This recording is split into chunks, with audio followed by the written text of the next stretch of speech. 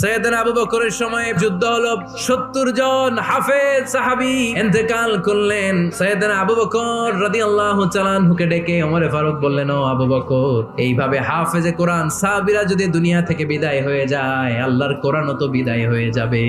আমরা এই যে কোরআন পড়ি 30 পারা, এমদাদিয়া লাইব্রেরির 114টা সূরা, কত সুন্দর সন্নিবেশ করা হয়েছে, এখানে সাজানো হয়েছে। আল্লাহর হাবিব সাল্লাল্লাহু আলাইহি ওয়াসাল্লামের সময় কি এরকম কোরআন ছিল নাকি? খেজুর পাতার মধ্যে, গাছের বাকলের মধ্যে, ওটের বড় হাড্ডির মধ্যে আর পাথরের মধ্যে খোদাই করা কোরআন ছিল। সাইয়েদনা ওমর ফারুক, আমার পরামর্শ হলো আপনি সব বয়োজ্যেষ্ঠ সাহাবীদেরকে একসাথে করে কোরআনের সব কাগজগুলোকে একসাথে করে একটা নির্ধারিত কপির মধ্যে কোরআনকে সংকলন করে ফেলে।